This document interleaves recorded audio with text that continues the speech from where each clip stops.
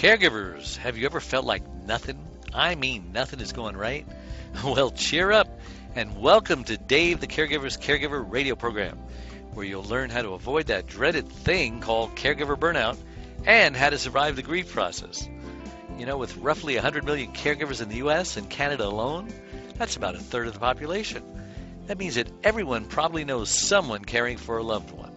Join Dave and his guests now and every Wednesday at noon Pacific Time as they discuss avoiding caregiver burnout and surviving grief. So find a comfortable place to relax, kick up your feet, and prepare to feel better and to receive practical tips and tools that you can start using immediately to get you through today and every day so you can survive your tomorrows. But not just survive, but to live life fully and abundantly. Yes, you heard me right. That is a possible goal to achieve. And now, here's your host, Dave Nassaney. From Los Angeles to Big LA, welcome to all my listeners out there in Radio Land. I'm Dave, the Caregiver's Caregiver, coming to you live globally on many talk show and blog talk and Mixcloud and Stitcher and YouTube and iTunes and Listen Notes and Blueberry, and there's just too many to mention, so I'm just going to stop right there. All our recorded podcasts are saved for your later on-demand listening pleasure, including, of course, our website, caregiverscaregiver.com. And if that's too hard to remember, try davethecaregiver.com. I just thought of that lately, and it was available. And we even have a new one, dave.care, if you can figure that one out. All these new domain names are really cool. So our goal here is to do our very best to help you avoid that dreaded thing called caregiver burnout. And we have a very exciting show planned for you today. I am unusually excited. Unfortunately, my co-host Adrienne was feeling a little under the weather today. You know, she's still recovering from her knee surgery. So we'll just have to wish you well, Adrienne. Hope you feel better next week. Now, today's guest, the author of Tao of the See, I messed that up.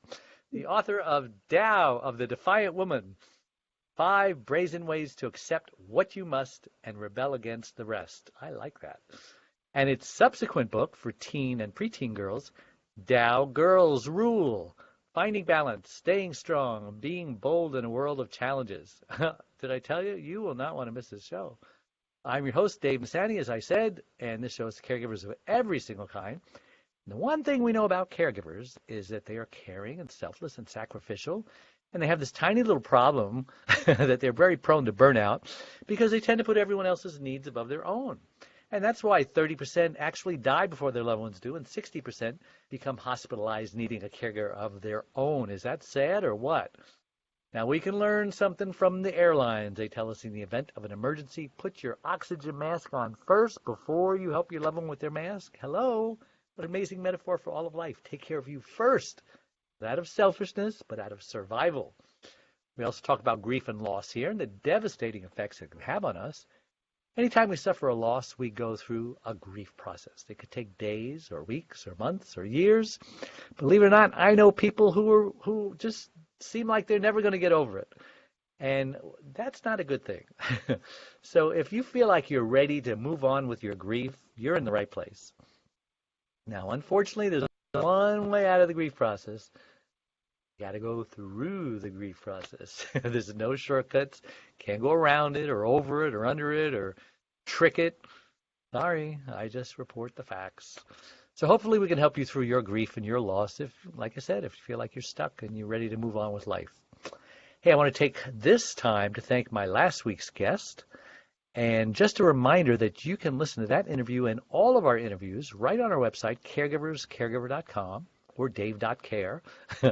Just an update on me. We're getting ready in about a week now to go to New York, and we've selected 49 national producers on the list who are kind of geared toward us, and the top 10 are the really big ones that we're really hoping accept us, you know, like Dr. Oz and you know, Good Morning America and the Today Show and People Magazine and TEDx and just all sorts. So keep us in your prayers. I'm going to have my beautiful wife with me, which is the best prop I can have because she just lightens up the room.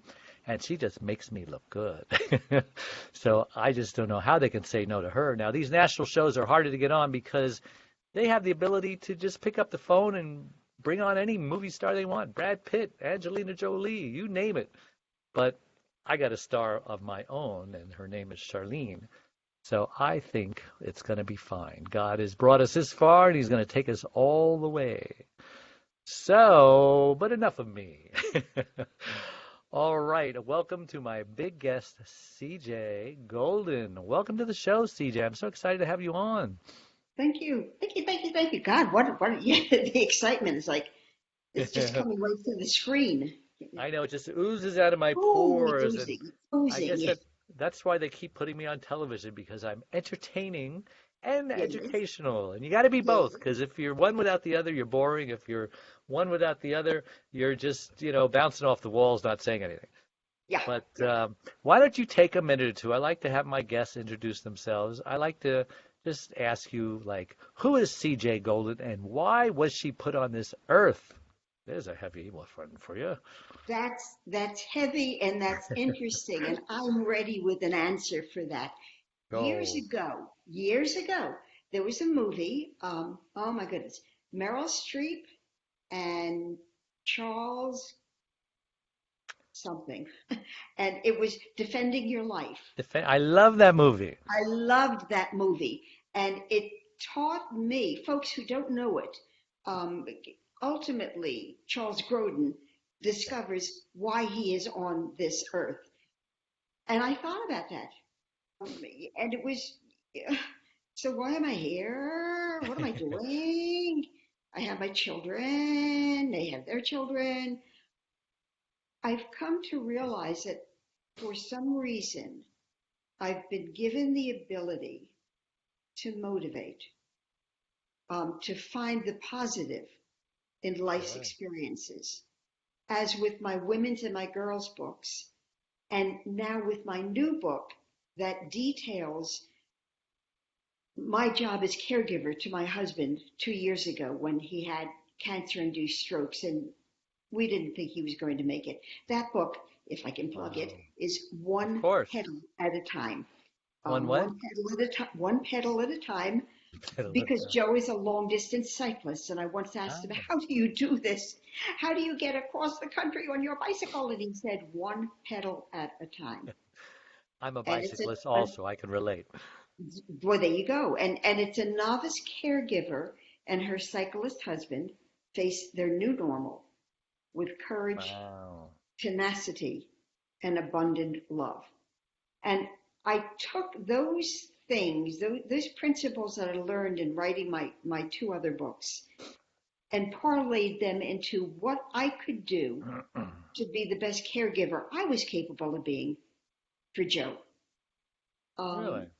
and now with the book out there, and now with my speaking engagements, I know that I'm here to do what I can on this earth to help others get through. And Awesome. if that sounds Pollyanna, sorry, but that's what I believe. Caregivers can use a lot more Pollyanna, if you ask me. Yeah, They don't yeah. have enough, just too much reality. Well, So, that's it. so you have a saying, caregiver soothe thyself. What does that mean? Oh, it's basically what you had said. Put your mask on first. It's something that I was told over and over and over again ad nauseum by friends and counselors when I was caring for Joe. When he was so direly ill, I wouldn't leave his side, because even if I left the bedside and took a walk outside around the hospital, I felt I was abandoning him. Really?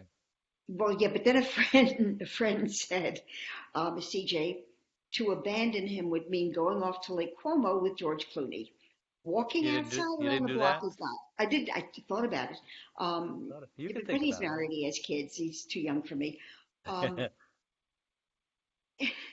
Soothe thyself is first and primo, because if you don't care for yourself, and we've all heard this, then you can't care for the person you love. Man. It's not that we don't want to care for ourselves. It's How the heck do we do this? That's right. The Bible says, treat your neighbor as you treat yourself. Okay, well, a lot of people don't treat themselves very good, so how are they going to treat their neighbor good? Bingo, bingo. We don't care for ourselves. When I work with teen girls, well, and women and whomever, and I'll say, well, here's the situation. You're in school. Your best friend just failed a Big Math test, and it might mean that she'll mess up her ACTs, and she might not be able to apply to the colleges she wants to get to. And what do you say to your best friend? And the teenager will say soothing words to her best friend. Uh-huh. I said, now turn it around, and if you did it yourself, what would you say to yourself? And she'd be kicking herself in the head. We, we need to be as kind to ourselves as we are to others. Yes, we do. Well, the thing is, if we're not worthy of kindness, that people see that. And Yes. it's so funny. Every month is a month for something under the sun. And I did not know that April is, among other things, Stress Awareness Month. Yes. And we can certainly discuss, recognizing the signs of stress and ways to, what's that word? What, ameliorate the stress? That's the word, How do you yes. like that for a big word? Anyone We're- who thinks I don't know a multisyllabic word, that's it. So what does that word mean, by the way? To ameliorate is to lessen it, to find ways to make it not as important, as big, as heavy. In Um, other, in other you words, can't chill out. really, it means chill. It means chill. Exactly. But Awesome. chill only has one syllable, and I'm a writer, so I should know a lot of syllables. So give us some ways to chill out as a caregiver who's freaking out. Beside coming home from the hospital and drinking all the wine in the house, Wine, um, wine helps a lot. wine helps a lot. Chilling out means to allow yourself to understand that there is stress, to not pretend there is not stress. When people say, be strong, I believe, I believe those people mean toughen up and don't cry and forge ahead. Well, being strong to me is allowing yourself to feel the feelings that are natural, to let them out. Perhaps call a close friend. Perhaps cuddle with your teddy bear. And then pull yourself together and forge ahead again. Being strong, I thought it meant I couldn't let go until one day when Joe was in the hospital in Boston at the time. I'm in Connecticut. I mean, I was in Boston with him. So I was in his hospital room all the time. But I went out to CVS to get a script. And when I went, the pharmacy was closed. Really? Well, all of that being strong had built up in me. I erupted in the middle of that CVS like Mount Vesuvius. Hmm. I was not a nice person, and it was not a pretty sight. And I should have been able to let it out little bits at a time when I needed to. That's chill.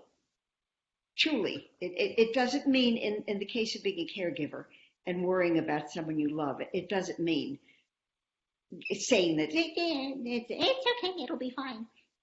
It's not that kind of chill. It can't be. So that's a good thing to just keep in our minds, just don't freak out, chill out. So May is Family Support Month, which is a great month for caregivers, obviously, because we are supporting our family. And there's no more important support we can give to our loved ones than to be their caregivers. So why don't you just explain how we can be more of a support to our loved ones, even though we're a pretty good support, we can always do better, right?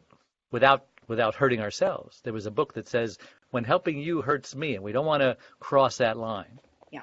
No, you can't cross that line because then, then your loved one ends up having to support you. Yep, Yeah, it's not pretty. it's over. Um, I do believe that in the supporting of the person you love, Uh-huh. particularly as a caregiver, you need to remember that this is still the person who he or she was prior to the illness.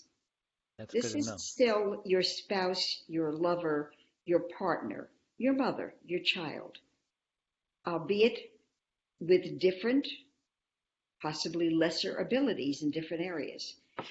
But you can't treat him or her like a different person. This, ergo, you need to give them the ability to share in their support and caregiving. It's one thing to make decisions because you have to. There are medical decisions that have to be made sometimes in the spur of the moment. Include that person. Even if it's something, as I was talking to somebody yesterday who helped her mother with Alzheimer's, who made sure that her mother had choices to make. Mom, do you want orange juice or apple juice? Something as simple as that. Yeah. Something as simple as just letting them know they're still people. They're still cherished. You are still, what's the word? Cherishing them. You respect them. You need to Right. keep the self-respect going. Well, that's awesome. You know who you look like? You look like Shirley MacLaine. I was trying to think of. Oh, I was told that. Yeah, I'm waiting. Actually, I'm waiting. I am an actor, and I'm waiting for The Betty White Shirley MacLaine to movie, huh? retire.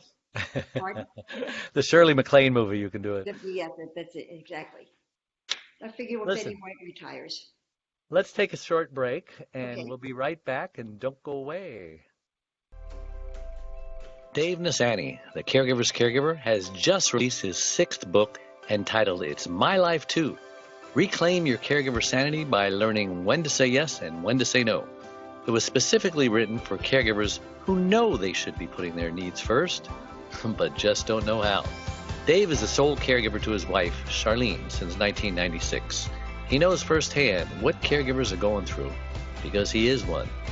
And he now speaks all across the country, offering caregivers his incredible caregiver support package. Even the airlines tell us that in the event of an emergency, to put your oxygen mask on first, before you help your child with their mask. They know that those who don't heed their advice often black out, thus becoming unable to help either themselves or their child. And caregivers are exactly the same way. It's My Life Too. Reclaim your caregiver sanity by learning when to say yes and when to say no. Will help caregivers who are neglecting their sleep, diet, and social life, and learn to put their needs first. Pick up your copy today, or buy one for your special caregiver. On sale everywhere, and at caregiverscaregiver.com. And we're back with CJ Golden and me, Dave Nassaney, and we're talking about caregivers, of course. And let's go on to the next topic. Hospital 101, shadowing medical staff. Yeah. Asking the right questions, get the right answers that will help you get the most effective care for a loved one. That is so challenging, hospitals, because doctors and nurses and the whole administrators and insurance people can all be so intimidating that the average caregiver, who's kind of on the timid side, just kind of curls up and that's why my wife had a stroke, because they didn't really share with me and make me part of the decision-making process. They just made decisions on their own and decided to, be extra cautious in their care, determining whether it's a clot or a bleed. She had a stroke. And, the odds are, after looking at it and had another neurologist looking at it, he says, you know what, he was way too conservative. I would have brought the patient's spouse in because they're the ones who are going to have to live decades and decades with the decision. Some things are worse than death. And so to just cover your butt for protection against lawsuits is not necessarily the right way to make a decision on your care. So what do you say? Well, unfortunately, that's what's happening or happened to our caregiving now. The medical community does have to cover their butts, and therefore some decisions, I'm sure, as you're saying, are made with more caution than, I don't want to say than necessary, but than used to be.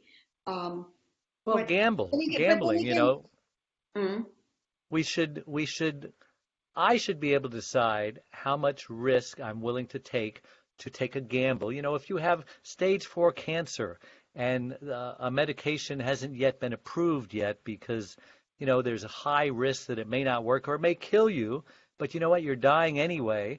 I'm willing to take the risk, and you should be able to make that decision on your own, not have some administrator decide, well, no, no, no, we're not going to put this on the market because we're afraid of lawsuits. It may kill you. Yeah, yeah, Come on. it's Really? yeah, that's where we're at. But even within the realm of the hospital, within the hospital room, I remember walking from the room. I did leave. I left long enough to go to the cafe and get coffee. Oh, I needed coffee. And I came across a woman who looked totally befuddled. That's a great word. Confused. And I had a conversation with her. She had no idea what was being done to her husband, not with, but to her husband. Not quite sure why he was there, not quite sure what the treatment was going to be, not quite sure what the doctors were talking about. And I looked at her and gently, I promise I was gentle, I suggested that she try to learn what's going on because she was creating such excessive and unnecessary stress for herself. I found the nurses that were willing to let me follow them, that were willing to let me shadow them, that were willing to let me say, why is that beeping? You know, I found the doctors who were willing to show me, to teach me what was going on. They are there, not all of them, and you need to know to whom you can reach out. You know, when you talk about making decisions, Joe was totally out of it, and I was told he needed a brain biopsy.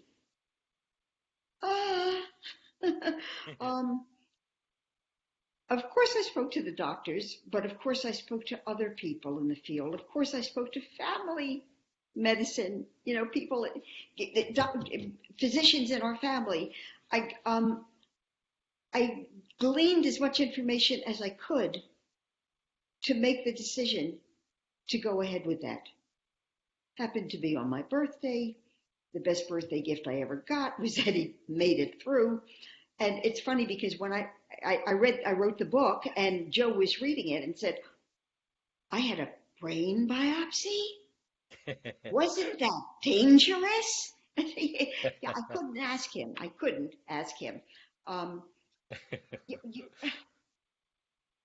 We need to educate ourselves, and we need to educate ourselves very quickly. But we also need to remember that we don't know as much as the medical staff does. Yeah. And then transitioning from the hospital to home is a whole nother big deal, you know. Big deal.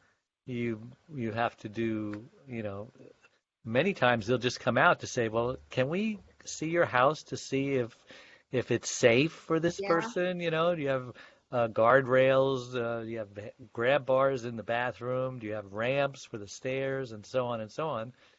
So I understand you have 5 tips to make the transition from hospital to home a little easier. Why don't you talk about that for a moment? Do I? I have 5 tips. Well, okay. I'm sorry. Or 6, I don't know. Or maybe 3. Number 1, yes. You need to know that your home is safe, is a safe place for your loved one.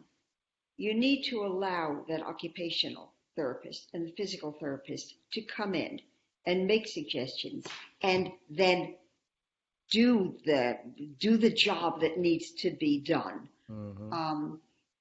I'm fortunate. I'm very fortunate. I was able to call in a guy that I know who does handiwork for us, and he put in guardrails. I was able to call in a local medical center, medical supply store, who built ramps for us. Not everyone can do that. I recognize that. And therefore, at the back of the book, I put resources, places one can go, not only for emotional support, but financial support as well.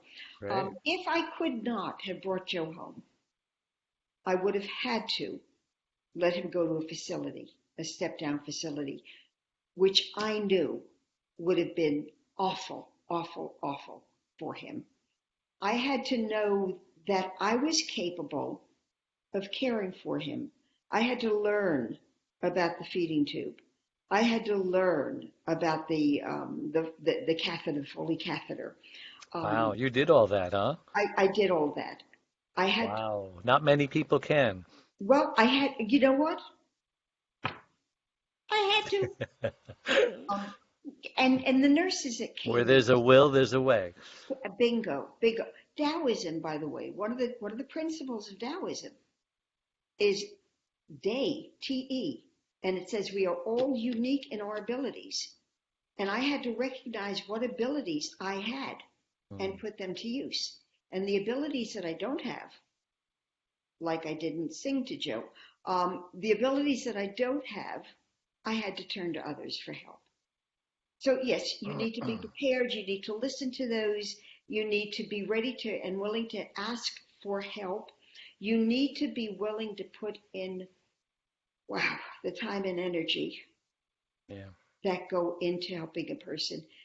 But, but, when you are home and you are stuck in your home caring for your loved one, you need to find the time. Here it goes again. Even if it's 5 minutes, to stop, to breathe, do yoga, eat 17 Oreos. Um, That many, huh? at least, Whatever it takes. whatever it takes. Call a friend, have a friend come sit with you for coffee. Um, you need to feed your soul as well. And also, what I discovered is that when Joe needed something done, I had to recognize when it needed to be done ASAP, Uh-huh. and when it was just a matter of pick up a piece of paper for him, and it could wait if I was drinking my coffee. Yeah. That's important. Now, you talk Yep. about the abilities that you don't have and the abilities you have. What about the abilities that you don't realize you have, but you do have deep down, and they just need to be developed or discovered? How do you discover abilities you don't know you have? Give it a shot. Rather than just saying I can't, So you just have to have a desire a to, well, desire. let me try You this, need and a maybe I can desire. do it, maybe I Make can't. No, not me. Maybe I can. Like, I can do this. I can do this. And then when you find that you can open the top of the jelly jar, you'll say, I can't do this. But until I you guess I was try, wrong. you, um, you need to have faith in yourself. There's this wonderful quote. I will get it. I will not get it right. It will be paraphrased. Christopher Robin said this to Winnie the Pooh. Always remember, you are stronger than you think. You are smarter than you think. You are something or other than you think. But we all have, what he's saying basically is we have abilities that we never thought we had, that only because we haven't used them and haven't needed to use them. Now let's talk about that's profound, by the way. Oh, Winnie the Winnie the Pooh. Who'd ever would have thought? hey, can I have, yeah, yeah. No, really, it's a beautiful quote. I wish I remembered it, really. Uh, Google it. It's those great. I will. Those hidden cracks in relationships. Talk about that. Surprising ways people respond or don't Oh, when you're experiencing tragedy. How do you help them? I heard that and read that now on caregiver sites so often. The people who disappear from your life, the people who you expected to be there to help, who just, they're gone. I know. The people who come up to you and say something that you interpret as very stupid, they don't wake up in the morning and say, oh, I'm going to go to CJ and say something very stupid. They're doing the Hmm. best they can. The Yep. people who don't say anything at all, the people who see you 3 months later and say, "Oh, I really wanted to help, but I didn't know what to do." People, we are human. We are human with our own conditions, our own frailties, our own needs, our own lives. Things that might be going on in our lives that you don't know about. We can only do the best we can do. My desire is to not harbor anger. My desire, CJ, is to say they're doing the best they can Awesome. and drop the anger. That's amazing. That's amazing. You're such a great guest. I'm learning so much here, and I thought I knew a lot. Uh-huh. M- Magical thinking. What the heck is that? Yes, magical thinking. You, during the time that Joe was hospitalized, and I've said before, we were not sure he was going to live. Um, during that year, 2016, seven close friends and family members passed away. 7. And so I would look at Joe and I would start thinking, what will I do if he dies? How will I continue? I'm fortunate. I have a very close family. We have a blended family of kids and grandkids that you wouldn't believe it if I wrote it in a book. They're so good. And family members and siblings and cousins and friends. When you get this old, you've made a lot of good friends, Yeah. if you're lucky. Um, but my thinking would take me to that dark place. And it upset me because it made me believe that thinking it would make it happen. That's magical thinking. Hmm. You Snapping mean, your fingers to keep the elephants away, it's magical thinking. The elephants might not appear, but snapping your fingers didn't do it. how does We are this not so sure. Pardon? how does this have to do with faking it till you make it, for example? Um, that's different. Um, Fake it till you make it. That almost is like, learn how to use a feeding tube. Fake it Mm. till you make it. Pour ginger ale in and then realize, no, you have to pour the scoop in. Um, Now the magical thinking is different. It's assuming that your head, your mind, your thinking can create a reality. Which it can. We're not that strong. We're not that strong. We can't do that. Are working towards something. If I was working towards becoming a widow, that's a different thing, which of course I wasn't. I was working towards becoming a better, stronger caregiver. Mm. My thinking was almost nightmarish. Hmm. And am I making the difference there more Yeah. clear? Yeah. So I Interesting. shared one day this magical thinking with my daughter, and she said, "Oh my God," she said, "I've been doing the same thing." Because you do. Your mind goes to all kinds of places. Well, well, we do have much to be thankful for, don't we? I mean, we Oh, can we can concentrate on everything that's wrong, but there's so much that's right, and that we have to be thankful. bingo. Like I think of the man who didn't have shoes, and he was feeling sorry for himself till he met a man who didn't have feet, and he was Yeah. feeling sorry till he met a man who didn't have legs, and so on and so on. And we're all mired in our own special pain, and we can't negate that. The man who doesn't have shoes really has a reason to be sad, has a reason to be frustrated, even if he is comparing himself to the man with no feet, because that comparison will say, well, it could have been worse, but it's still your pain and it's still your problem, and you still need to not negate it, but as they say, deal with it. What techniques do you have to find the positive in negative things? Oh, I do use the Tao. It's not that I go up on a mountaintop and meditate, but I do recognize that things are going to happen. The Tao in Zuran says things are happening. Wu Wei says you can't make them unhappen. In Tao of the Defiant Woman, defiant, I defy negativity. I defy self-limiting behaviors. I defy harmful stereotypes. At this ripe old age of 73, I walk around with the red streaks in my hair, because this is who I am. I am my being, my person. And the age creeps in because of I understand the new knee thing. Um, I choose. I choose to be positive. It doesn't mean it always happens.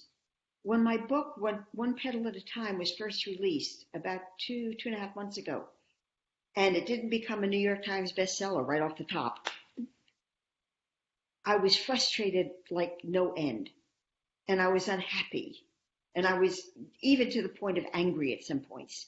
And then common sense took over, because that frustration isn't going to help. It's not going to get you anywhere with anything. Yeah. I like that term. I like that term, new normal.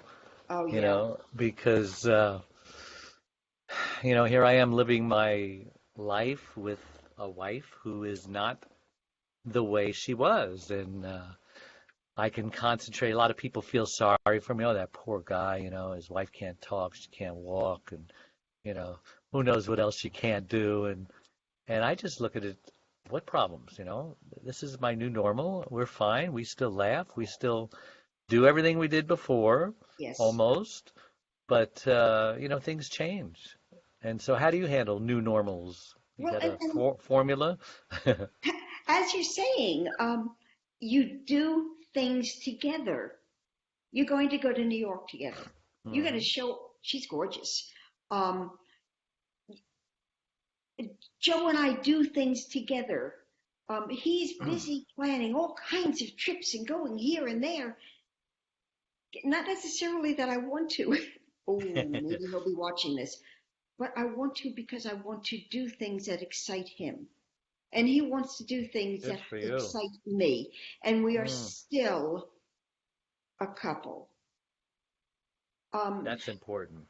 I need to share, without using names, that on one of the caregiver sites that I watch and sometimes comment on, there is a woman whose husband suffered a heart attack. He was dead for an hour. They brought him back. And who they brought back was an infant. Truly, truly an infant.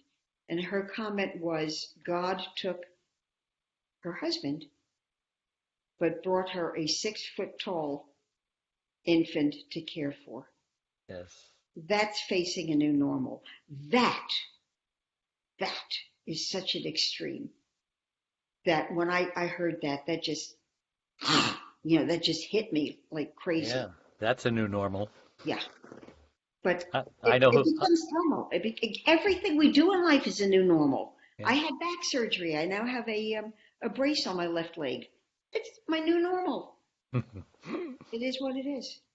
Yeah, and I know who you're talking about. And he recently died. Yes. And now she's facing another new normal. Yes. A bittersweet, but yes. It'll be good for her because she's free now. She had so many burdens, so many responsibilities. Yes. And it was taking its toll on her. She actually developed a brain tumor. Did she? 60% of caregivers become sicker than the ones they're caring for. Yes. And 30% die, so the 60% are the lucky ones. Yeah. But she's working on it, and she's in a good place, and it's a new normal, and it's, the sun will come out tomorrow. Bet your bottom dollar that tomorrow there'll be sun.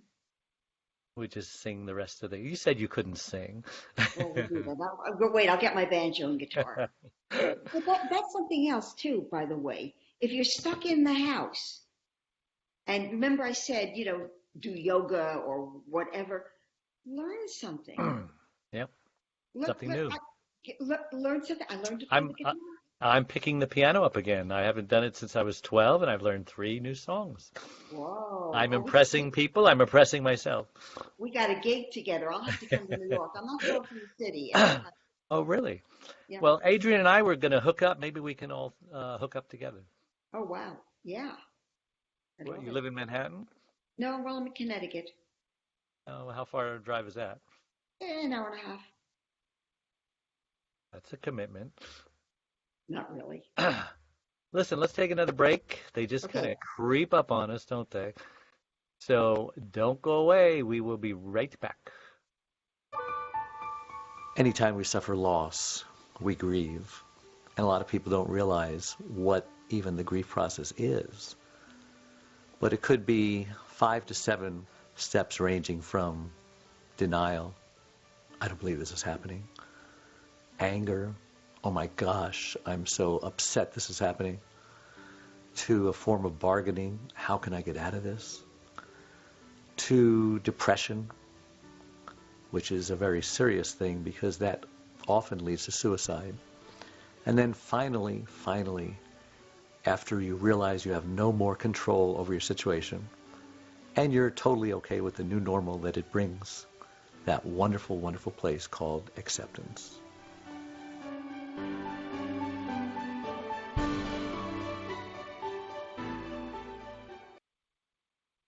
Being a caregiver takes a special person with passion and compassion. But even you can become a little burned out from time to time. The Caregiver's Caregiver radio show was developed to help you overcome obstacles, adversity, and burnout, as well as just having a place to rest, relax, and recharge your batteries. We've all been there, and you're not alone. Now, you can take the Caregiver's Caregiver with you. Get the top 25 radio shows in convenient form that plugs right into your USB car stereo or computer. Learn the techniques, tips, and encouragement we all need to better handle the day-to-day challenges. For around $1 per show, just $29.77, get the credit card-sized USB card to have with you anytime you need a caregiver's pick-me-up. Just go to DaveTheCaregiversCaregiver.com and order yours today. Go to DaveTheCaregiversCaregiver.com now. Consider it an investment in you, and ultimately, an investment in them. And we're back with CJ Golden and me, Dave Nassaney. We're talking about caregivers and how to survive this thing called caregiving.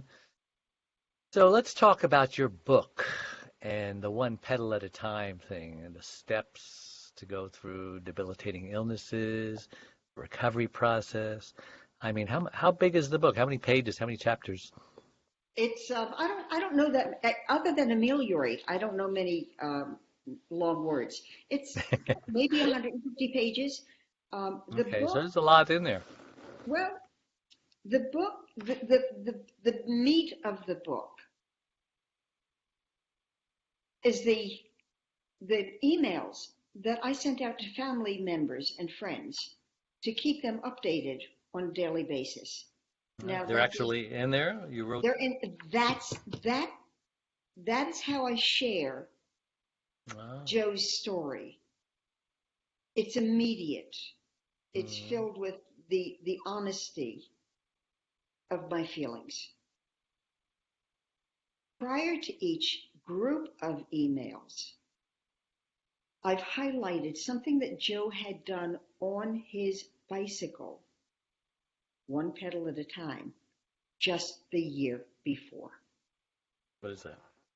And then we have the emails of 2016. And then I follow it up with the blogs that I had been writing because that helped me. They were being published on the Life Planning Network. And it helped me understand maybe what was happening.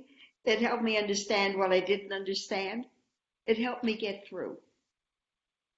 That's the meat of the book. That's how people read the journal, the memoir of Joe Golden, patient CJ Golden, his caregiver.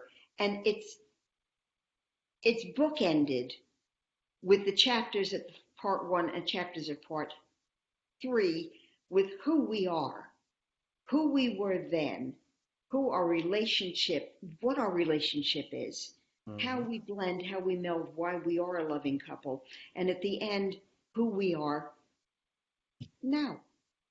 Mm. And we're the same people. I didn't prepare you for Yours is just this. a little different. I didn't prepare you for this, but I wondered if you'd be so kind as to read, a paragraph or two of maybe the most impactful part of the book.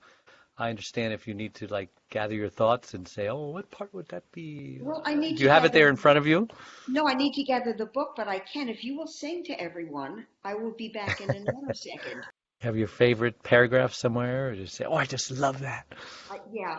Well, I'm a writer. I love every paragraph. How many books did you write? Pardon? Is this your first? No. This is four. The Wow. first one being Tao the Defiant Woman. The second book being Tao Girls Rule.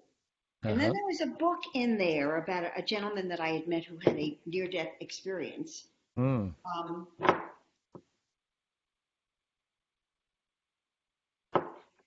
Well, this is more than a paragraph. May I?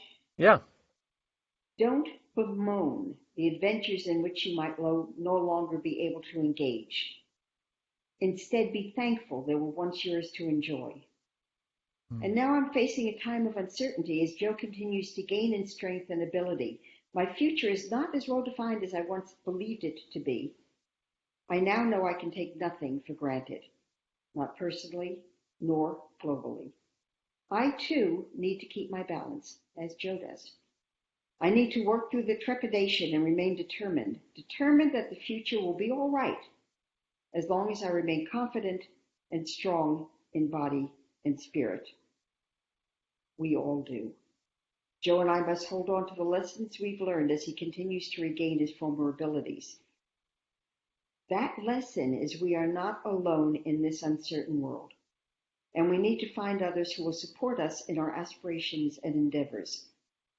They are there for us as we are there for them. Let the trepidation that threatens to hold us back from achieving our desires be overshadowed by the knowledge that we all have each other's backs. Remain determined to continue to work together towards our collective and personal goals. And let's keep our confidence and equilibrium intact. Mm. You're a And good writer. That was thank you. gripping. Thank you. And it's interesting because as I was writing the book, there might very well have been other chapters and phrases and portions that would have been more meaningful. But now that Mm-hmm. I'm at this point, and now that I know Joe is okay, and now that I'm starting to become less hysterical, Mm-hmm. and vigilance rather than hysteria, and now that life is back to normal. Normal is whatever life is at the time. And now that I'm taking what I've learned and sharing it with others, that which I just read is very important to me, to keep my balance and to keep strong. So explain the journey of what you do now in sharing and helping other caregivers. How did that start, and what did it evolve into? It started, obviously, with the book. It started before the book. It started when people were reading my blogs and they said, this is going to help others, turn this into a book. I didn't know there was going to be another book. And there it was. That's how it started. And I recognized that I was able, my words, my Joe's and my adventure, if I brought it forward with his permission, if I brought it out to the world, I was telling a story that can help others. I'm not telling a story that is different than anyone else's. Mine is personal. And as I started being asked to speak to groups, tomorrow night I'll be speaking to a cancer caregiver support group. And my first thought is, oh my God, what can I tell them that they don't already know? They don't know my story. They don't know how I dealt with and handled my story. They don't know my positive attitude. And that's what I'm starting to bring. And all of a sudden, this is morphed. And I'm not just talking to girls, and I'm not talking to women about acceptance. I'm talking to all caregivers about acceptance and moving forward. It's just me, what I know and what I can share. Absolutely. Yeah, and you do have a great attitude, and hopefully attitudes are contagious. 'Cause we know negative attitudes are contagious. Uh-huh. You know, the Debbie Downer syndrome, Oh my God. but Yes. so is the opposite. Yes. I Yeah. do believe it is. I do Hmm. believe it is. Sometimes I just had to answer a questionnaire, a review that was being done of the book, and there was a questionnaire attached. And what can I do? What do I personally do to make sure that people retain my message? Hmm. Well, I don't. I mean, how can I? I can hope for the best.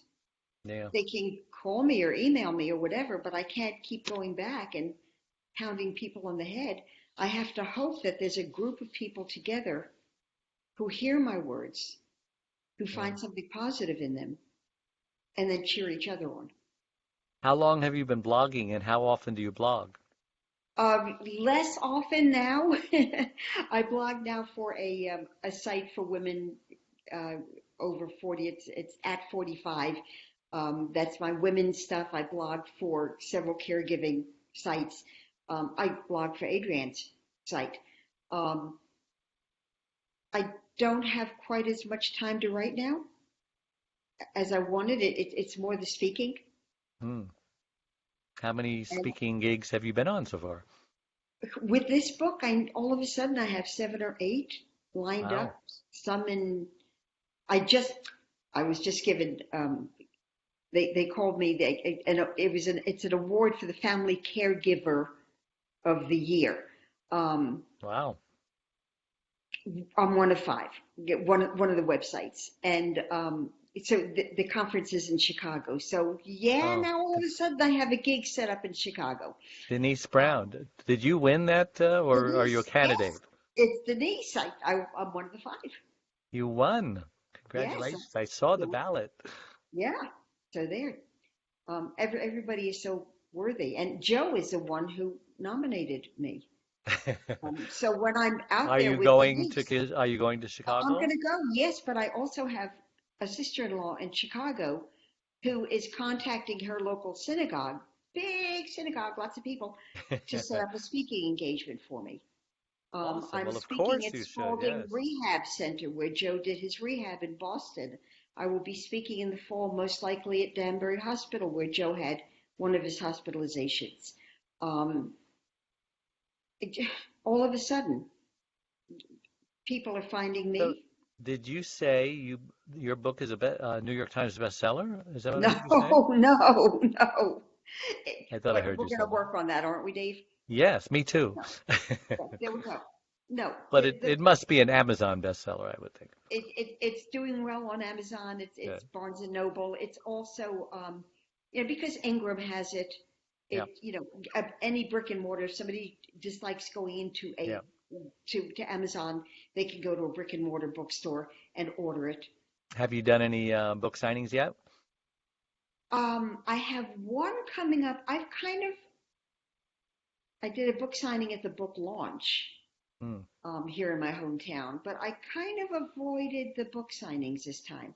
Hmm. I've done them in the past, and there are times when I feel like a rock star, and times when I'm sorry I didn't bring solitaire. Um, and I feel so sorry for the people who walk into the bookstores who try to avoid the authors sitting over there. No, I've not. I've avoided the book signings. You might consider doing one in Chicago. It's a busy town, and then Oh my goodness, absolutely. October is Caregiver Month, Family Caregiver Month, It's exactly. and you're the number one caregiver in the world, probably, or the Well, country wait a minute, somewhere. wait a minute. Can I just add this? Because in Yes. January, I did a virtual global summit. I Oh was my. one of, it's Age Without Borders. I was one of 50 or 55 participants from around the world So how do these people who find spoke. you? Well, this is actually the person who found me is Bruce, who was publishing my blogs on the LPN site, and he introduced me. That was Bruce Frankel introduced me to Carrie Henley, who produced this summit. And all of a sudden now they're calling me a luminary, an A international luminary. luminary. You like that? Is that great? That's a good word. Yeah. That means you kind of glow. I can. Well, Luminous. I accept it only because if I can bring light to others, That's fine. Yeah. At the book launch, my husband got up and introduced me as an international luminary, and I went, Well, I'm a sailor, and every now and then, parts of the year, there are luminous things in the water mm-hmm. from fish, and the water will glow in the dark with this luminous turquoise color, and it's beautiful. You'll be out there in the ocean in the middle of the night, darkness, no moon, and your wake is just bright turquoise with luminous, and that's kind of what you are. You're a glowing, luminous light. Thank you. That's because of the red. I'm just defining your word, the illuminary. Okay. As long as you're not the Illuminati. No, oh God. So what else can we talk about? What else can we talk about? We're almost done. We've got, oh no, we're done. So why don't you tell everybody, time flies when you're having fun. Why don't you tell everybody how they can get a hold of you, how they can buy their book, how they can go to your website, read your blogs, do whatever, call you on the phone if you want, or email you, just whatever you want to say. I'd love to hear from people. It's interesting that I heard from a woman 2 days ago who read my women's book. And that's been on the market forever. And I got this glowing, wonderful email. That's the best, folks. The book is it really was, one petal at a time. A novice caregiver and her cyclist husband face their new normal with courage, tenacity, and abundant love. That book is available on Amazon, in Kindle and trade paperback. It's available on barnesandnoble.com. It's available on most of the online bookstores. Just say it's available everywhere. It's available everywhere. That's right. My website is cjgolden, GOLDEN.com, cjgolden.com. Go to that site, go to that home landing page. You'll find out about my women's work and girls' work also, but that will give you the link to Facebook, LinkedIn, and Twitter. And email me at, I just had to change it, cjauthor, AUTHOR, at earthlink.net. Yeah, you should get that CJ at cjgolden.com or something like that. That'd be. I had that. That's the one I had through my web server, and it. You don't like to use the server? Well, it got to get used to it. It's a learning curve. No, it didn't. It didn't like most of the emails that I wanted to send out. Okay. Well, thank you again. You are a great guest, and I would love to invite you to be a guest host with me sometime when Adrian can't make it. I think you'd be a delightful co-host with me as well. So if you're open to that, I'll call you anytime. I am so open to that. Last minute, of course. I noticed we had some technical difficulties when we started, and you did very well under stress and pressure. So I like that. You can relax now. Okay. So thanks again, and we'll see everybody next Wednesday at noon. And goodbye. Bye.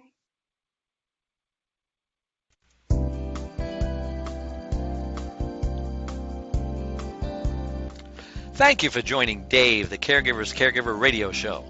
Make sure you tune in every Wednesday at noon Pacific Time and anytime afterwards on podcast to catch more of Dave and his tips to caregivers on avoiding burnout and surviving the grief process right here on the Worldwide Block Talk Radio Network. Goodbye.